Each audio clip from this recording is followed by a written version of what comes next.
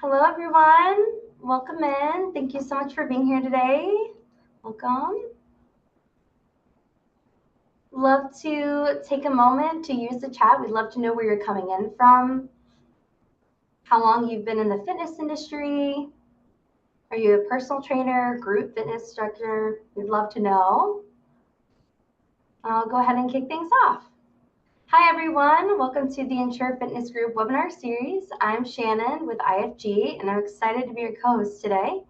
If you're new to Ensure Fitness Group, we're a leading provider of comprehensive liability insurance for fitness professionals across the U.S. Our coverage extends to personal trainers and a wide range of other fitness modalities.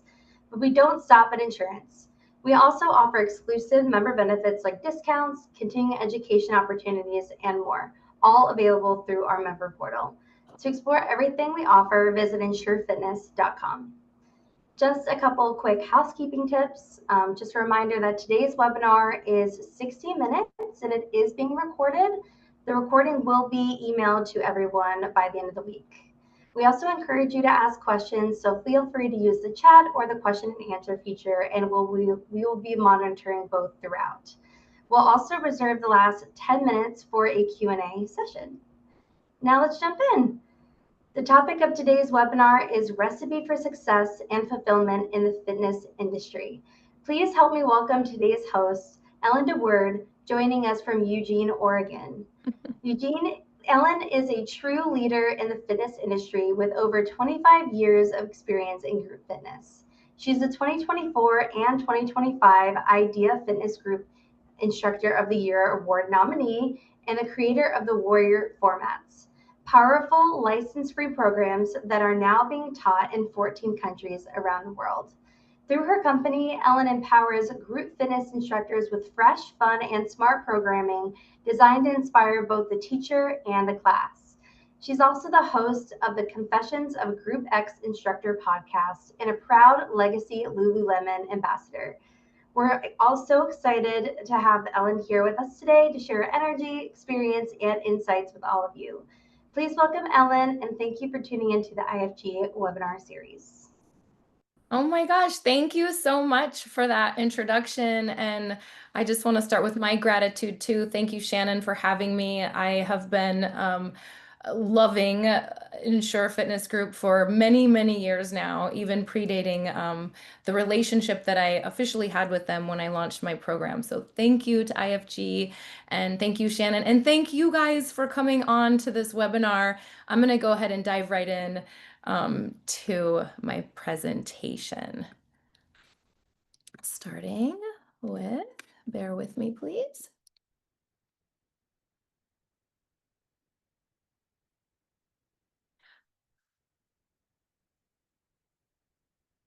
Okay, so just like Shannon said, we are going to be talking today about success and fulfillment in the fitness industry. And by way of icebreaker, if you guys could let me know in the chat, what is your role in the fitness industry? And I am not sure I can actually see the chat, Shannon, so maybe we'll have to test that out here.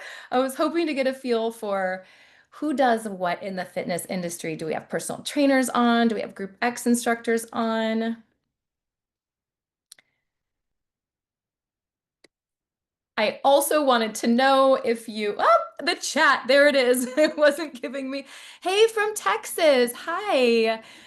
Northern California. Hi, Shayna. Hi, T. Thanks. So what do you guys, hi, do you teach classes? Do you do personal training? Hi, Sheila, personal trainer, Dana.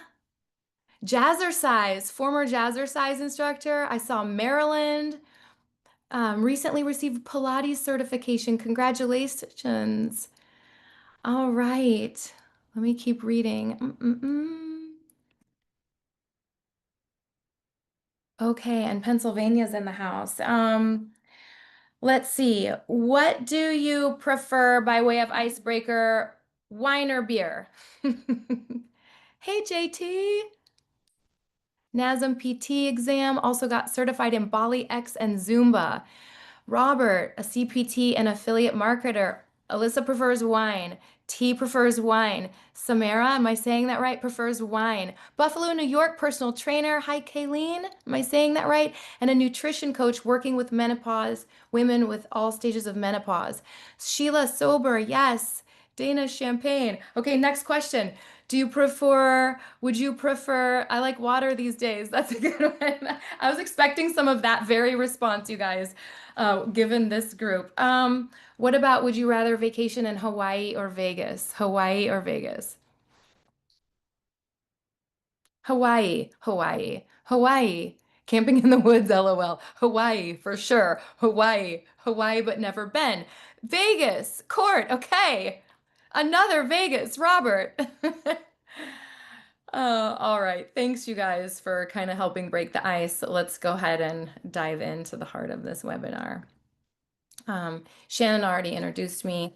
Like she said, I'm a finalist for the Group Fitness Instructor of the Year with IDEA, and I founded a fitness business 5 years ago at the dawn of the pandemic. And I am going to kind of share with you my story, um, hopefully build some credibility with you as we start this webinar, and then provide some value for you in your different fitness endeavors. I provide education too through my podcast, Confessions of a Group X Instructor. I have lots of industry leaders on there every single week. We're on episode 77. So we've been going strong for a couple of years there, and you can find that in iTunes or Spotify if you're looking to hear from just an amazing. I've had some amazing guests on there over the last few years. Now I'm an instructor. I used to manage some clubs, and we'll talk about that. And in my free time, I'm an artist and love to be near my animals. And this is the point in the presentation where I like to disclaim the fact that it is possible that the animals will be disruptive today. I have a new puppy in the house. So I'm going to share with you a little bit more about my story. I started 25 years ago with an ACE fitness certification. Back in the day, we were absolutely required to have a governing body put their stamp of approval on us before we could get a job in fitness. That's less so true today as the industry has shifted and there's more specialty certifications out there, like I read in your comments, like Bali X and Zumba. Those would be examples of specialty training. So I started way back then. I also want to tell you, I started out not very skilled as an instructor. I certainly was not awesome starting out. And in hindsight, I'm grateful for the struggle because it created a hunger in me, and it created a challenge for me. And I'm sort of glad now that I started with this like rolling up my sleeves. I've really got to work for this mindset. Um, I then became a group fitness director at a small club. Eventually, that turned into like a big girl job at an enormous athletic club, 100,000 square feet, 8 fitness studios inside of it, a huge staff, and my own office and laptop. And it was like a real big girl job, like where I wear skirts and heels to work and stuff like that. And then that Lululemon opportunity came along. I was the first Lululemon ambassador in our town. And opportunities in fitness just really started at about this time in my life, 20-ish, 10-ish years ago. Opportunities started to open and unfold, and it again will relate to the content that I'm going to deliver to you today, and really why opportunities in fitness to be fulfilled, to make money, the things that matter to the heart and to your pocketbook, kind of why opportunities started to unveil themselves to me. I applied. I wanted to be a master trainer because when I was a group fitness director, I held certifications all the time. I hosted them. I always wanted education. I always wanted team building with my staff. So I loved getting us together under one roof, learning from someone about something. So in hosting dozens of instructor trainings and primary certifications, even with AFA, used to come to your club and do them. I it kind of like whet this appetite inside of me, like, I want to do that. Like that's that seems like it's the next level of impact. Like to go from instructor to a good instructor to someone who teaches instructors how to teach. That seemed like the like the ultimate goal for me. And I felt like it would give my life more impact because I wouldn't just be affecting the students within the four walls, but also if I could make a difference in instructors' lives, I would be affecting their communities too, far beyond my community. So I got on an airplane and I flew to Arizona. I'm in Eugene, Oregon, like Shannon said, so I'm West Coast. I flew to Arizona and I did an audition for Beachbody. It was their very first year. It was their very first year that they were bringing on master trainers for their programs, and they scooped me up there. And I became a master trainer with them, and I presented for the entirety of their operations, uh, PIO, P90X, Insanity, Core de Force, to name a few of their brands that I was involved in. While I was working with that company, I got so many opportunities. Um, I got to be on their fitness videos for instructors. I They showed me how to talk to a camera. They put me on stages at conferences. Um, they had me test choreography in my classes, test and give feedback, and then eventually write choreography. So little by little, I was able to kind of see the ways a fitness brand was made, and I was gaining incrementally confidence that I didn't have starting out. Like no way that girl who started teaching 25 years ago could have stood on a stage in front of hundreds of people confidently and presented or led a fitness video. But I was like allowing myself to be stretched and uncomfortable continually. And in the stretching, those things later become comfortable eventually. So one day I received a phone call from a friend, a colleague, a master trainer saying, check your email, check your email. And we found out via email that Beachbody Live was closing its operations, meaning I was losing that job that I loved and cherished. This was not very many years ago.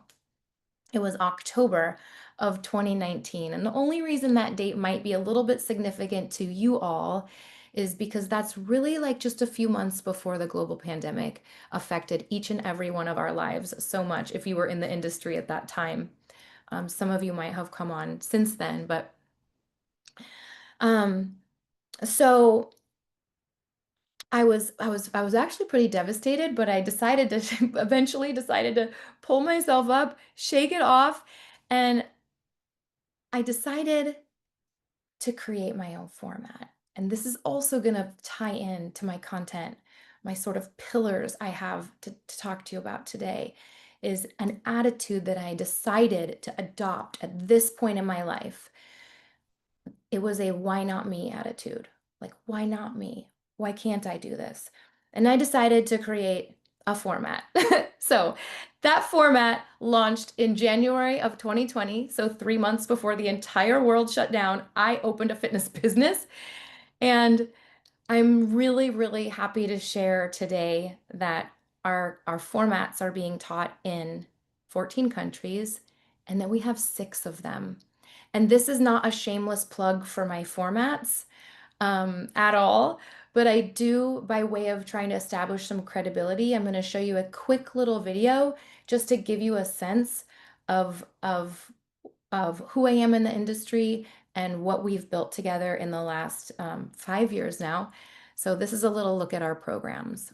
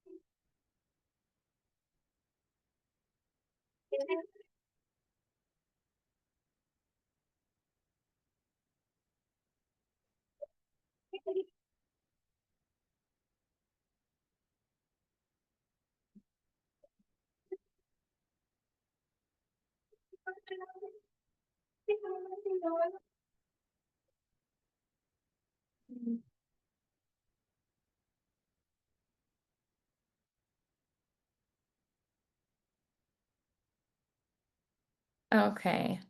Yeah, so I feel so deeply fulfilled in this industry, and I like to say blessed beyond my wildest imagination. We're going to talk today together about sort of the steps and I think the key ingredients. I called it a recipe. So these are the key ingredients. And before we dive in, there is one more video that I want to show you. And I really want you to hone in to the phrase that it ends with, painting with fine strokes. Okay, here we go. A Few Good Men. Yes, sir. What in the world was that experience like? How old were you when you were on that set? Corporal Jeffrey Owen Barnes, Marine Barracks Windward, Guantanamo Bay, Cuba. I would have been 20 years old. I had never shaved my head before. I was playing a lot of pickup basketball in Poinsettia Park in Hollywood. And I remember the day I shaved my head, everybody treated me differently in that pickup game. Everybody used to beat the hell out of me in that game. Right. And suddenly I showed up with this high and tight Marine cut, and they wouldn't come anywhere near me. But I was the lone man on that totem pole. That totem pole was Tom Cruise, Demi Moore, Kevin Pollak, Kevin Bacon. He went on down the list, Jack Nicholson. And I was talking about happy to be on the club. I was just there. So was ready. Nicholson around the set when you were there, or We overlapped one day. We didn't have any scenes together, but no, I I know, watched but him we're work. in the same courtroom together. So. I remember the table read through, and it's really kind of like throwing it out there. You're not trying. And that was the energy as it began. And as soon as Jack Nicholson began to read his part, he gave the performance that he gave in the movie that day. You want answers? I think I'm entitled. You want answers? The truth. You can't handle the truth. And as soon as he spoke, it was like everybody at the table went, "Oh, we're really doing this." And it just went from here to here. And I remember thinking at 20 years old, this is what pro ball feels like. You know, I've been around a little bit, but I hadn't been on an all-star team before. And this is what it felt like, playing with people who will speak in shorthand to each other, know their job so well that they're painting with really fine brushstrokes. Painting with really fine brushstrokes. Oh. So the ingredient number one in our recipe is ambition. Another word for that I've already used today is hunger. I was hungry for it when I struggled as a new instructor, and I've stayed hungry. And it's really, really easy in our industry to become apathetic and to lose that blue hottest hot flame. And I think there's a lot of reasons this can happen. And therefore a lot of things we can do to combat against it. So one, I want to ask you if you're still hungry for what you do and wildly passionate about it. And probably if you're on a webinar, some of you at 6 o'clock at night on the East Coast right now, sort of an odd time. Thank you for accommodating my crazy schedule today. But are you still hungry? Like truly? And it doesn't mean we're always absolutely, you know, always at the peak of motivation every single day.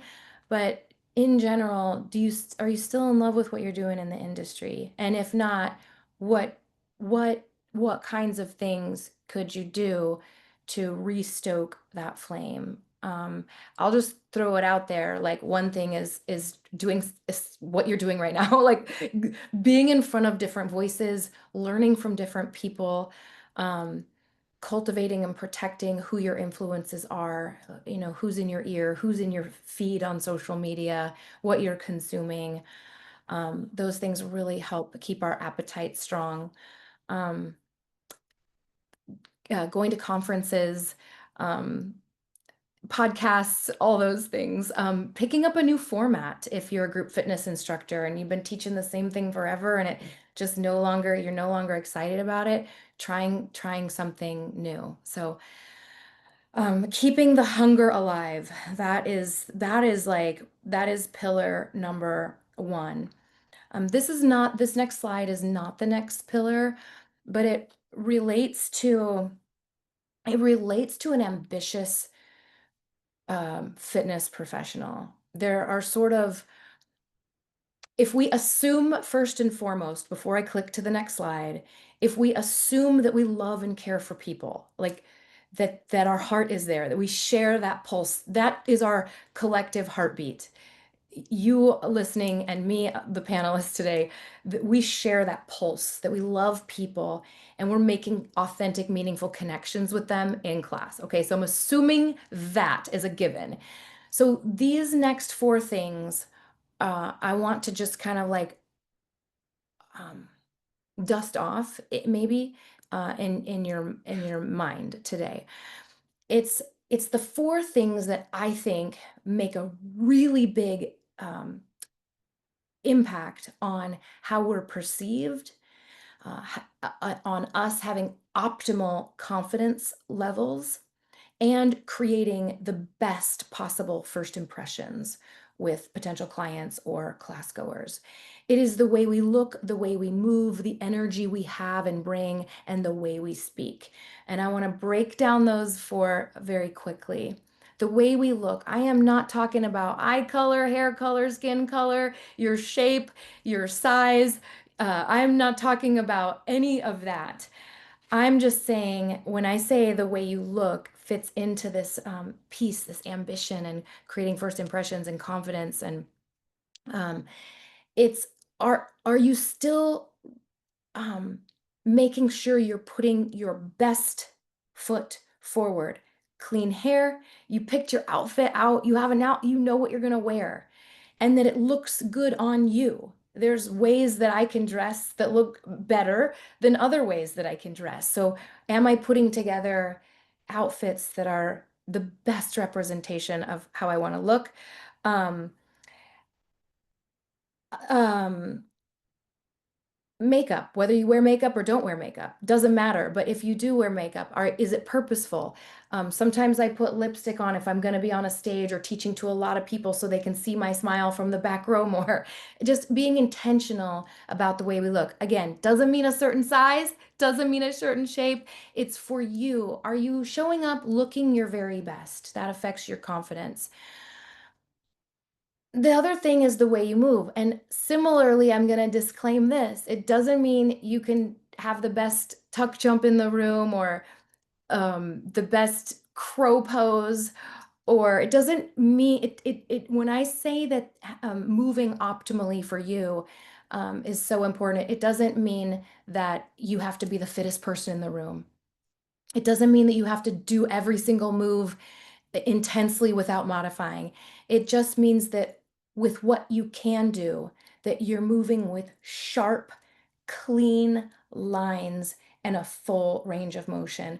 And having the privilege of working with instructors for so many years, both my staff and in my current role of training, hiring, and recruiting master trainers, and going through video submissions, I can tell you that a lot of fitness professionals are still a little sloppy in the way they move.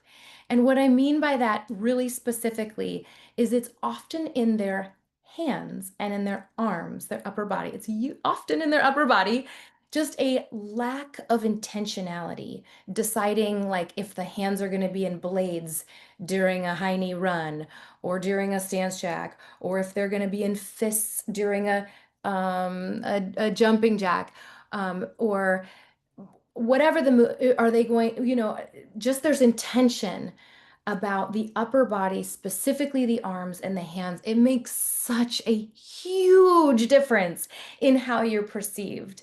And I think you would probably agree with me if you look at a lot of fitness videos and stuff like that. You can sometimes see that there's not that intention there, and it really creates a command presence. It really suggests when an instructor moves with clean lines, or a personal trainer, that they deserve to be there, that they're credible.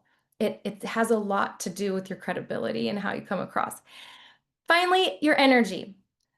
Think about the things that play into your energy. You can put them in the chat. What do you think comes in? What do you think? What are some factors that affect, or that how can you work on your energy? What are some things?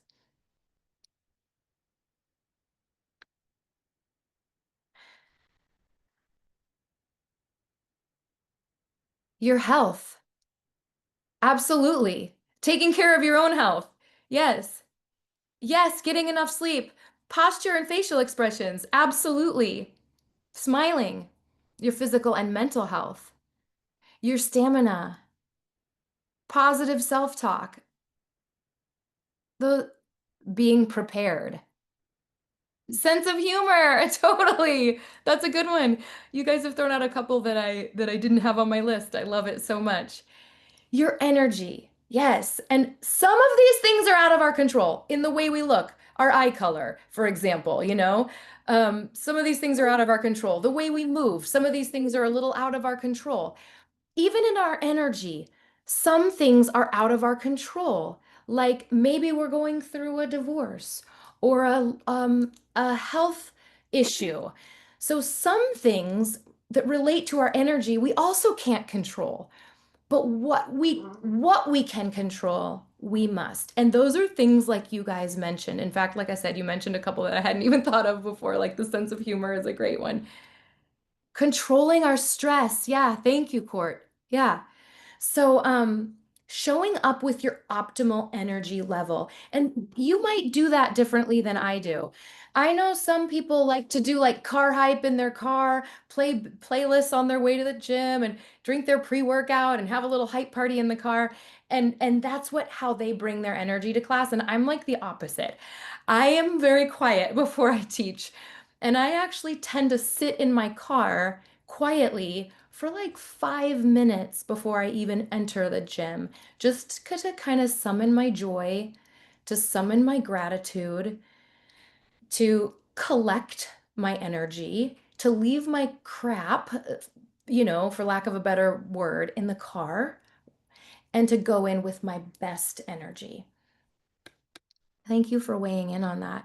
And then finally, the way we speak, just saying less best, articulating, trying to avoid saying, trying to avoid talking negatively, like telling our students or our clients, don't do this or don't do that. Nobody wants to hear don't do something. Framing things positively, but the way we speak, just short, concise, positive, creating safe spaces, all those things. So those are the 4 things. Again, taking for granted that we're all making class connections or connecting with our client, and loving them, that takes that for granted. These are the 4 things that I think most fitness professionals, if they're honest with themselves, could probably clean up one or 2 of these categories.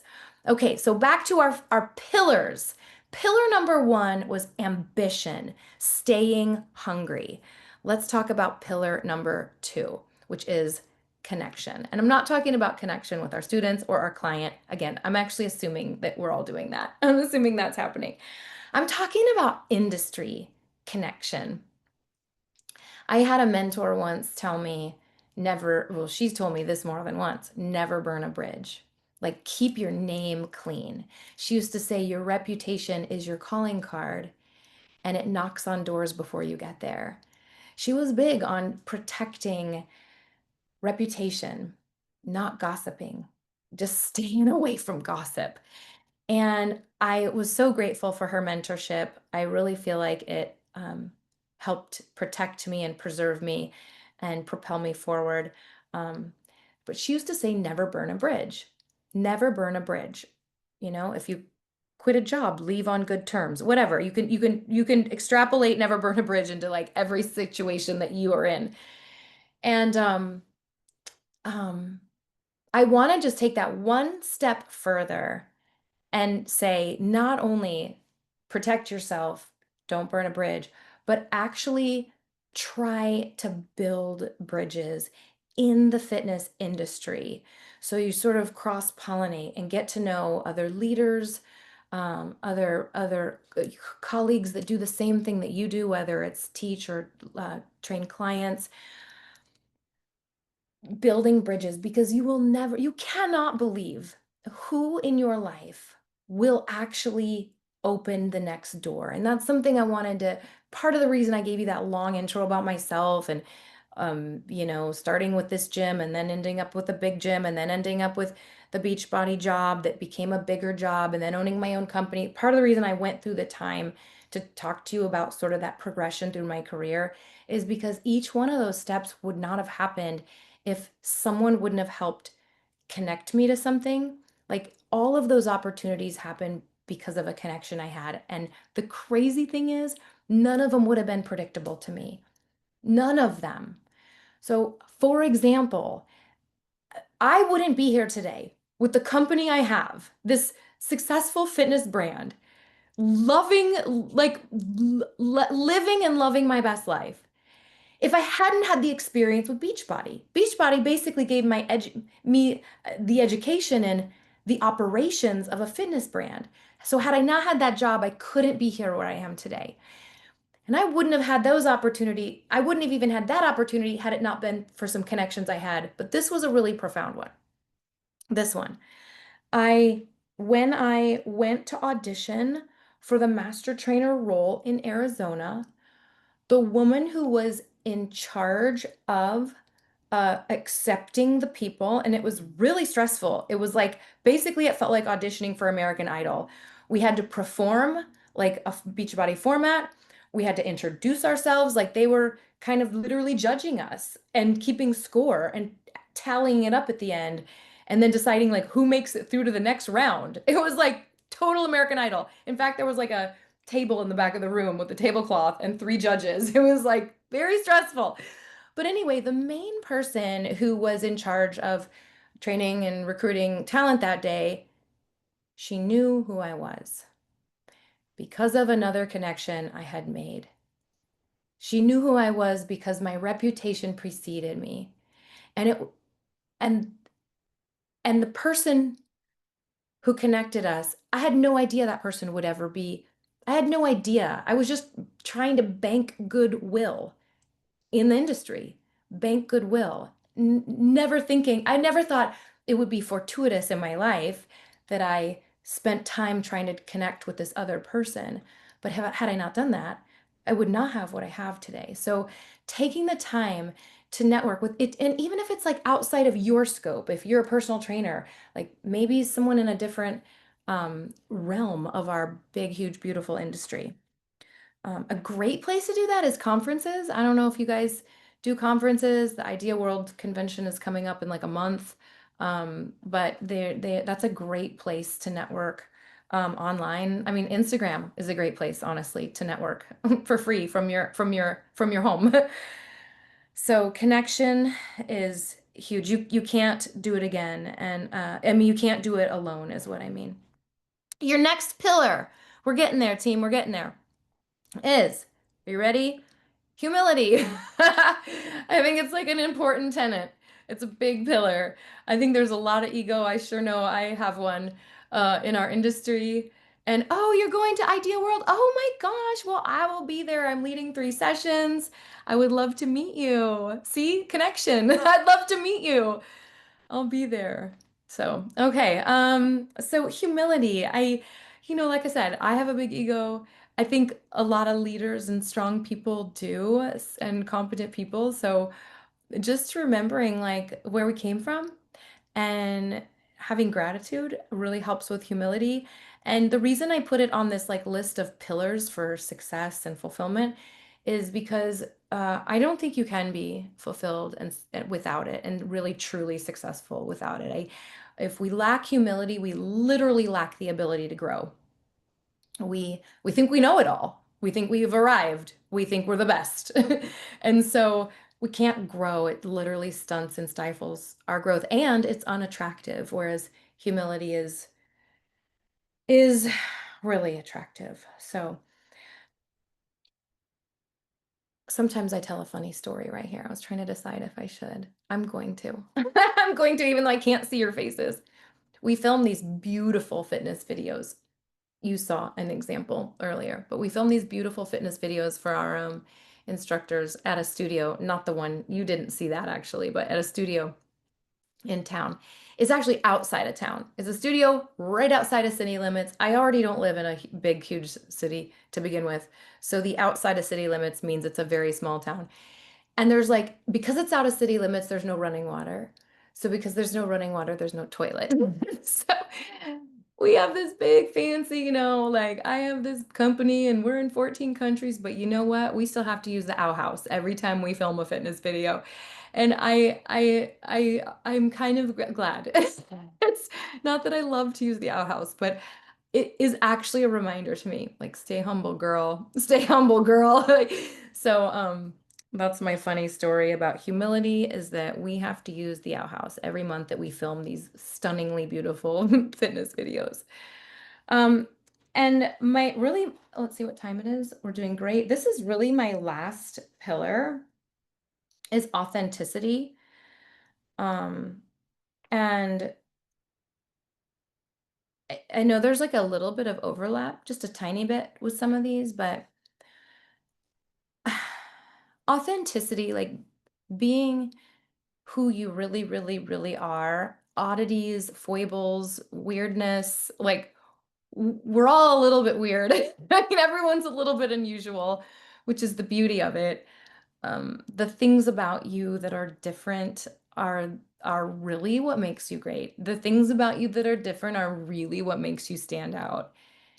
If I was just like everyone else, I wouldn't have this company. But because I'm different and I'm doing programming differently, I look different, I cue different. I'm being like I work so hard on being true to who I am and figuring out who I am, which, by the way, might have taken me 40 some odd years, but figuring out like what I love about myself, why I'm different, and boldly, like boldly embracing that, has really helped me stand out and be successful and be fulfilled, because throughout actually a big portion of my life, I uh, didn't embrace the things about me that are unique and different and strange.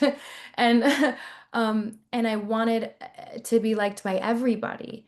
And so I would try desperately to be liked by everybody, but that is so absolutely unfulfilling and stressful, because it's impossible to be liked by everybody.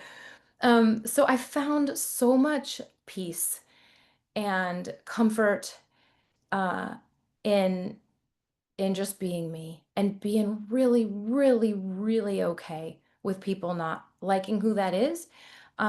Even in our programming, like even in our sort of like foundational format is called Warrior Rhythm, and it is really different, and not everyone's going to like it. A lot of yogis won't like it. It's a yoga inspired format, but it's really designed for people that don't like yoga. They think yoga is boring, because that's a lot of people. And so I found that those are my people. Those are my people. And so we created this format that is wildly different. We're doing squats on the beat drop. We're playing loud music. A lot of yoga classes don't play music at all. We're playing loud music. We're creating a party energy. We're adding burpees into our sun salutations. So I just had to be really, really okay with some people wanting to roll up their mat and leave because it's not for them. Because in embracing my most authentic self, I actually could find the people that I'm really, really, really, really for. And the same thing goes to the personal trainers in finding their dream clients. My best friend is a personal trainer, and just like, her figuring out like, who do I really want to work with? Like, which clients are going to really, really make me fulfilled. So the same thing goes. So I think that's just a really key component to your overall success and fulfillment. So just to kind of do an overview before we take some Q&A, number one, ambition, staying hungry, do whatever it takes to fuel your fire. I had a sub point in there that you guys weighed in on. Remember, just looking our best, moving our best, cultivating our best energy. You guys weighed in with great tips, getting sleep, all that stuff. Cultivating our best energy and really refining how we speak, how we communicate to people. All of those help with that like ambition piece and putting your best, hungriest self forward. And then the next pillar is connection, not burning bridges, but making the effort to build and build connections. You can start doing that today.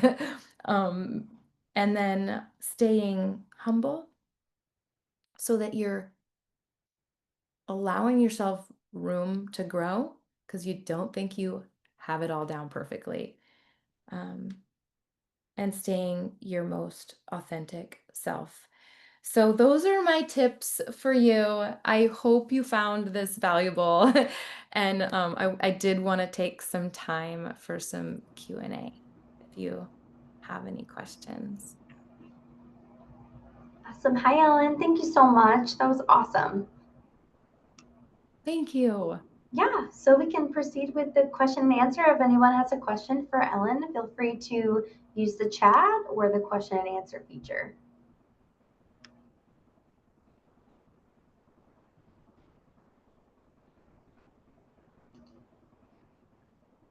I know sometimes they take a minute to come through. Michael, what inspires you? Oh my gosh. Okay. Honestly, I really want to change the world with programs that are easy to teach and that are accessible to all. And let me say this very, very, very carefully and with a whole big, huge amount of gratitude first. Beachbody, I worked with Beachbody. Beachbody was like, they wanted perfection. But again, so grateful, would not be here today. They were my education. They were like a springboard, really. So grateful. Just some of, this is the name of the company, and they've changed that since. Now it's just Body, but it used to be called Beachbody. And I've struggled with eating disorders. So I wanted a fitness company. I wanted to put something out there to the world that wasn't about perfection, that wasn't about like abs, like Shanti's abs and bikini bodies and buns of steel. And so I'm super, super, and like I always had to have perfect hair, but I don't have perfect hair. I don't even have curly hair. I just have like, I'm a mess.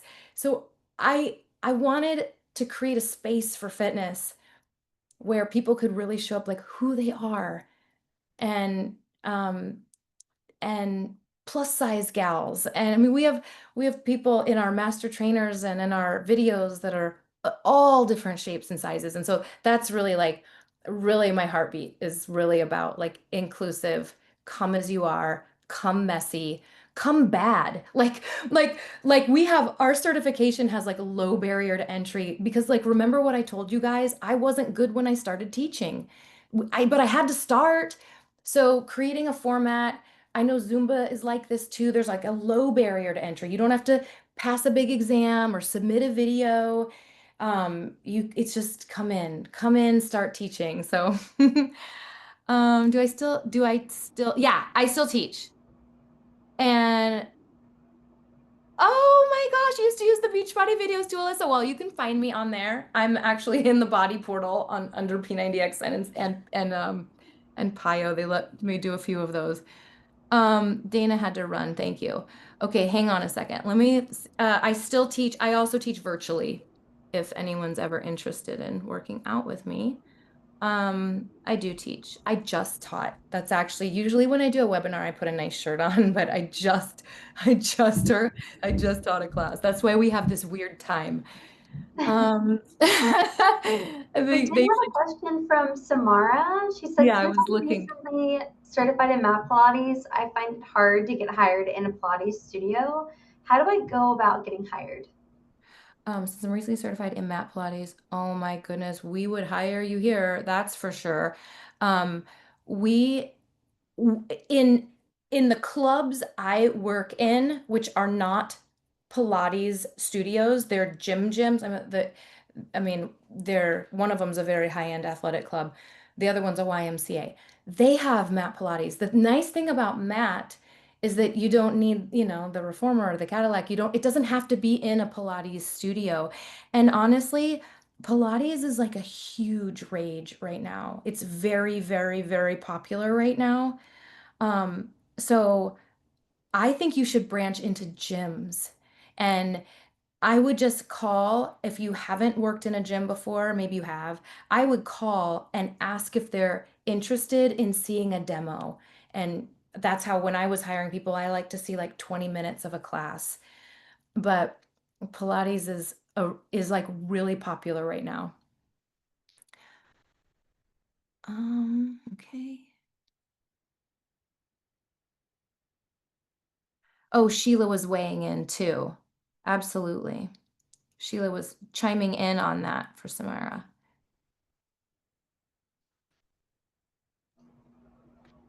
Looks like from Michael, 3 years from now, what would you want to celebrate about Warrior Rhythm?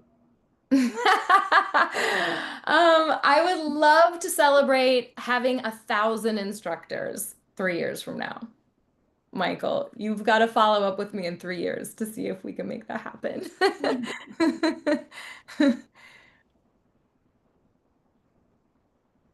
Do we have any more questions? Great comments, great engagement in the chat. Yeah, I appreciate that. Oh, he says will do. All right. Great. You guys are going to get an email follow-up from Shannon, and I can make sure you know how to connect with me.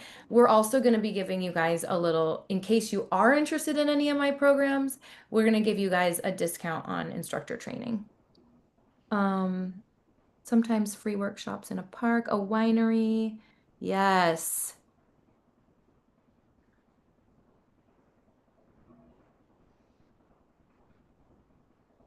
Awesome. If we didn't have any more, oh, here we go. Yeah, from Juwan, is the instructor training virtual? Yes, actually, we do have virtual trainings over Zoom, and they're great. Like they are very good. I know Zoom trainings can be hard, but they're very engaging. I do a lot in breakout rooms. We take lots of breaks for your eyeballs. I lead a lot of them myself. I try to do about one every 6 months. I mean, 6 weeks. Try to do one every 6 weeks. And so it's pretty easy. Like warriorinstructors.com is pretty, or you can Google me or Google Warrior Instructors. We're pretty easy to find. We have CECs for ACE, AF, and NASM. Warrior Rhythm, our yoga one, has Yoga Alliance credits if you need Yoga Alliance credits. We also have CECs in Canada with CanFit Pro. So we have virtual, we have some in person, and I'm actually looking for master trainers. So depending on where you live, I'm looking for professionals that can teach instructor trainings too. So yeah. I appreciate you guys asking. I didn't come on here to sell my programs, I promise. Oh, thank you. I appreciate that so much. Shannon and I had a very hard time scheduling with my schedule and hers, East Coast, West Coast, my teaching schedule. So this time of day was hard, to get a big audience on. So we really appreciate those of you who showed up live and those who watched the replay. Yeah. Awesome. Well, yes, thank you. I love your energy and positivity. Looking forward to meeting you in a few weeks. Yes, find me an idea. Yeah. I'm gonna look for you. How do you say your name? Jaruan? Okay, okay. Jarwan. Jarwan, like that? Yes. Mhm. Yes! Jarwan, you in Sacramento. All right. Oh, I'm so glad it was helpful. Oh, Alyssa, how many employees do you currently have? Was it hard to grow? Are any past clients? Look, this is a whole nother webinar topic right there. I have 20 master trainers that are independent contractors. So they're not employees, they're independent contractors. They book their trainings um, and I have like one virtual assistant. Otherwise, it's a one-woman show, unfortunately. Maybe 3 years from now, that could be part of my goals is to have a team helping me. But I would like to have a master trainer in every state. Wow. So I got a ways to go. Yes, they're instructors. I'm actually not a personal trainer, but they are they've all sort of they all teach with me. Yeah. You do. You have to have one primary nationally accredited certification to be a master trainer because you would be a CEC provider yourself. It can be AFA, it can be ACE. There's actually a really long list of approved. It's a way bigger list than just ACE, AFA, NASM, but most people tend to have one of those. But yeah, that is a prerequisite. I believe, yes, it would. Yes. Yes, that would work. For sure.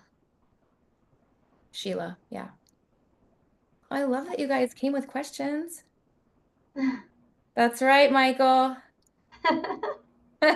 They do. We should make a t-shirt that says that. They do. You guys are great. I really Yeah. appreciate it. The chat, it's all about the chat for me. Yes. Oh gosh, what is my favorite? That's like asking what's my favorite child. All right, I'll be as honest as I can be. You saw there was a kickboxing format. It's not that one. It's not that. That is not in my wheelhouse. It's not naturally in my wheelhouse. I'm more of a yogi, weightlifter, cyclist. Those are probably my three, like where I shine the most.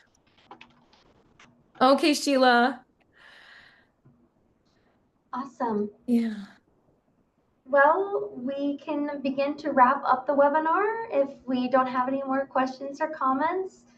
Ellen, thank you so much again for hosting with Interior Fitness Group today. Another reminder that the recording will be sent out via email, so keep your eyes peeled for that because there will be a exclusive discount just for you for attending this webinar today with Warrior Instructors and with Ellen. So thank you again, everyone. We really appreciate you being here. And thank you again, Ellen. Everyone have a wonderful evening. Thanks, everybody.